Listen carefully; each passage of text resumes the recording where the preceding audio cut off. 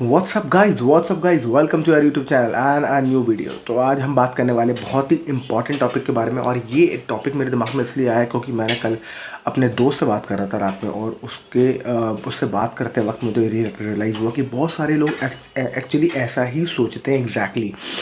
तो रात में उसने मेरे उससे बात करी, और हम लोग जब बात कर रहे थे तो उसने बोला कि यार अब आप ये सोचो कि मैंने उससे बोला कि हम ना स्टार्टिंग में for initial time, for initial years, अगले जो आपकी जवानी के पीक साल होते हैं, जब आप 10 साल स्टार्टिंग में जब आप कमाना स्टार्ट करते हो, तो अगर आप उस पर थोड़े से कॉम्प्रोमाइज़ कर लो और अपना पैसा जोड़ लो, तो आपकी आगे की लाइफ बहुत सिंपल हो सकती है। अब उसका टेक इसमें ये था, और बहुत सारे लोग आई एम श्योर यही सोचते होंगे, उनका भी टेक यही होता होगा कि भाई अगर हम अपनी जवानी का जो पीक टाइम है, जो बहुत अमेजिंग टाइम है, जो कि बहुत इंपॉर्टेंट टाइम है, उसको अगर हम कॉम्प्रोमाइज़ कर देंगे, उसमें हम वो चीज़ें सारी इन्जॉय नहीं करेंगे, तो हमारा क्या होगा, राइट। और हम क्यों वो उसको कॉम्प्रोमाइज़ करने के लिए तैयार है, हम क्यों उसको कॉम्प्रोमाइज़ करें? मतलब वही तो टाइम है जब मैं अपनी लाइफ को एंजॉय कर सकता हूँ। उसके बाद अगर मैं जवानी में आगे जिया भी तो क्या जिया, राइट। तो ये तो मुझे वाली डायलॉग बात याद आ गई, मंजिल को बुला के जिया भी तो क्या जिया वो जो मीम है। बट अपार्ट फ्रॉम दैट अगर आप देखो उसको, तो मैं उससे बात करते करते मुझे ये रियलाइज़ हुआ कि ऐसे बहुत लोग यही सोचते होंगे। और यहीं से एक कॉन्सेप्ट आता है जिसको कहते हैं YOLO concept, you live only once. मैंने उससे ये बात बोला भी कि यू ओनली लिव वाला वंस वाला कॉन्सेप्ट आप सोचते हो क्या? उसका कहना था कि नहीं एग्जैक्टली मैं वो नहीं सोचता, पर मैं सोचता हूँ कि मुझे जवानी में अगर मैंने जी लिया तो जी लिया, आगे क्या होगा। तो मुझे एक कहानी याद आई जो मुझे एक्चुअली, जब मैंने मतलब व्हेन आई स्टार्टेड इन्वेस्टिंग और when I started saving money like crazy, मतलब मैंने पैसा खर्च ही नहीं किया। जब मैंने स्टार्ट किया अपना जर्नी पैसा कमाने की, तो मैंने सिर्फ पैसा जोड़ा जोड़ा, इन्वेस्ट करा so that I can make a big corpus in my later years, तो मेरी आगे की ज़िंदगी थोड़ी सी आसान भरी हो जाए। तो ये मैंने क्यों किया और इसकी इंस्पिरेशन मुझे कहाँ से मिली, तो मैं वो बताता हूँ आपको। तो भाई क्या हुआ कि एक बार क्या था, मैंने ये स्टोरी उनको भी सुनाई कल रात में, कि मैं एक जगह गया था, मैं एक यूनिवर्सिटी में पढ़ा रहा था एज अ विजिटिंग प्रोफेसर। वहाँ एक प्रोफेसर थे, और वो उस टाइम पे उनकी लड़ाई क्या हुआ, उनके जो हमारा एडमिनिस्ट्रेशन था इस यूनिवर्सिटी का, I will not tell you था कौन सी यूनिवर्सिटी में पढ़ा रहा था उस टाइम पे मैं, और क्या हुआ था कहानी, पर उस एडमिनिस्ट्रेशन उस यूनिवर्सिटी का ऐसा था, खासकर इंडिया में आपको पता ही है, कि उनका जो पॉलिटिकली आपस में जो उनके वो हैं व्यूज़, वो नहीं मैच करते थे। उस पॉलिटिकल व्यूज़ के चक्कर में उनके आपस में हो गई लड़ाई।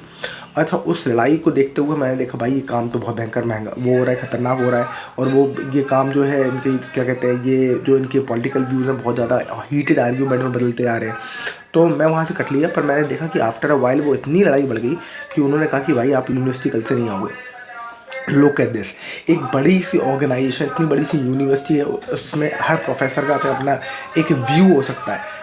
बट आप ये सोचो कि इतना इतना बड़ा पंगा क्रिएट कर दिया उस यूनिवर्सिटीज़ के प्रोफेसर ने आपस में। और जो यूनिवर्सिटीज़ का प्रोफेसर था जो एक्चुअली वॉज एट पावर, उसने कहा कि भाई मेरे पास पावर है, आप यहाँ पढ़ाने नहीं आओगे कल से।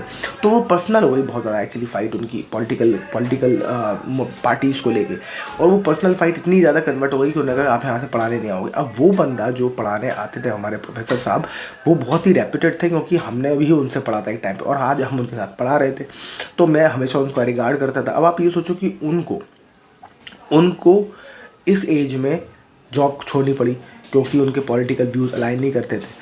उस टाइम पे जब उन्होंने जॉब छोड़ी, तो क्योंकि मैं उनको काफ़ी रिगार्ड करता था, तो मैंने कहा सर आप टेंशन मत लीजिए। तो उन्होंने कहा नहीं यार आदिल, अब इस टाइम पे इस एज में ना मेरे को जॉब ढूंढनी पड़ेगी दूसरी बारी। और that was a nailing point on in my life. मतलब मुझे लगा कि यार इस एज में, and he was an architect, तो मुझे लगा कि आर्किटेक्ट्स अर्न गुड। मुझे ये लगता था आर्किटेक्ट बहुत अच्छा पैसा कमाते, तो मुझे लगता था कि आर्किटेक्ट्स अर्न वेरी वेल, और इतना इस एज में बंदा है तो उसने ज़िंदगी भर कुछ तो पैसा कमाया होगा।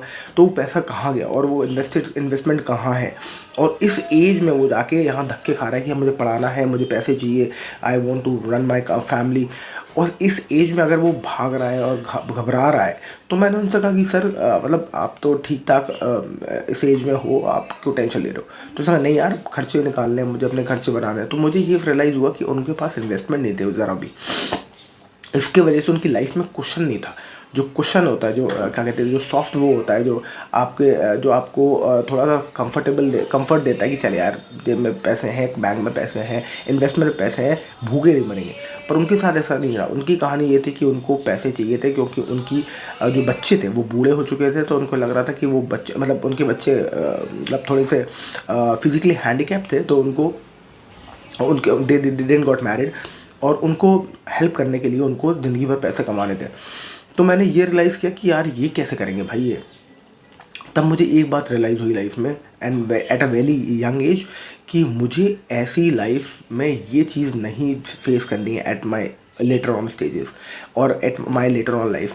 तो मुझे वो एक बड़ा पेन पॉइंट था मेरे लिए कि मुझे ऐसा ये सब मुझे नहीं झेलना। मतलब इस एज में आके भी इंसान को अगर ऐसे स्ट्रगल करना पड़ रहा है, ऐसे रोना पड़ रहा है, ऐसे मतलब अपनी शर्तों पे नहीं जी पा रहा आदमी इस उम्र में भी, तो मुझे लगा कि यार नहीं नहीं, ये इसके लिए तो मुझे भाई you have to have a investment, you have to have a corpus, जिससे आप वो फ्रीडम पा सको जो बुढ़ापे में, जो आपकी later on stage, not exactly बुढ़ापे में भी, पर आपकी जो लेटर ऑन स्टेज आपकी 40 to 50 की जर्नी है, उसमें आप थोड़ा सा फ्री होकर सोच पाओ, थोड़ा सा you can be a free thinker, you can work on your own terms, अगर थोड़ा सा आपके पास इन्वेस्टमेंट आपके पास जेब में होता है तो मुझे वो चीज़ रिलाई हुई। ये स्टोरी मैंने उनको सुनाई, तो ये स्टोरी उनको सुनाई, कह रहे बिल्कुल सही बात है, ऐसा हो सकता है। तो मैंने कहा ये सोचो ना आपकी इस एज में कितना मुश्किल होता है वो करना। पर उन्होंने कहा कि आप ये सोचो, अब उनका आर्ग्यूमेंट भी वैलिड था। उन्होंने कहा कि आप ये सोचो कि आपने एक बार कार नहीं खरीदी अगले 10 साल, स्टार्टिंग के 10 साल, उसके बाद आपने कार खरीदी, वो भी सस्ती कार खरीदी। कार तो आपको अल्टीमेटली खरीदनी थी, पर आपने उसको पोस्टपोन कर दिया।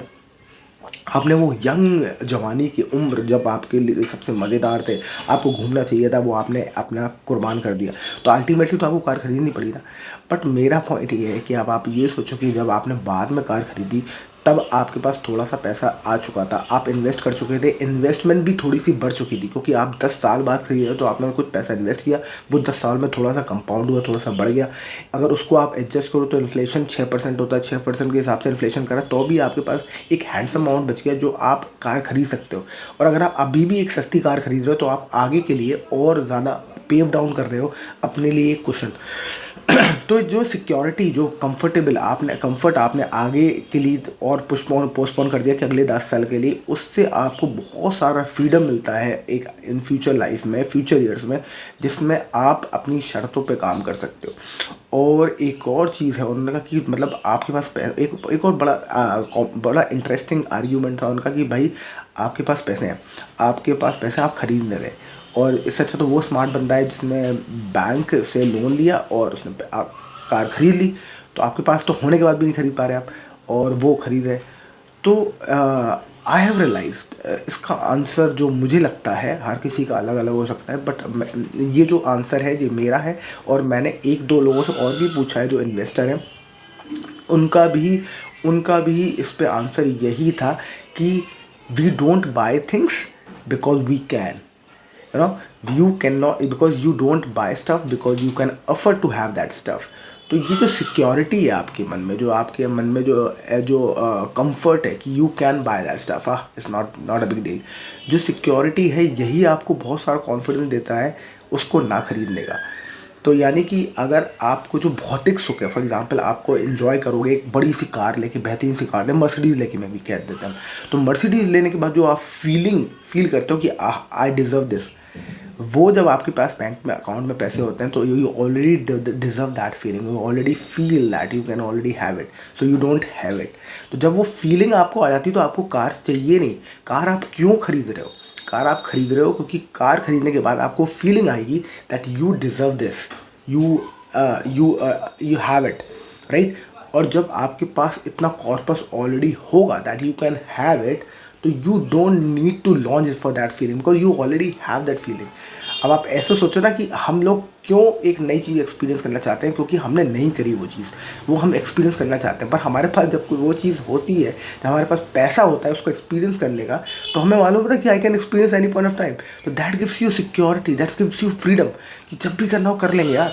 पर उससे आप जब नहीं खरीदते हो, जब एक्सपीरियंस नहीं करते हो, तो आपका जो कॉर्पस है वो बढ़ता ही जाता है। क्योंकि एक तो आपको सिक्योरिटी है, पहला सबसे इम्पॉर्टेंट कि आपको सिक्योरिटी है कि भाई कभी भी कर लेंगे। दूसरा, उस सिक्योरिटी आपको और सिक्योरिटी क्रिएट करता है। दिस इन्वेस्टिंग एंटायर जो इन्वेस्टिंग है सर्कल का, इट इज़ वेरी कंटेजियस।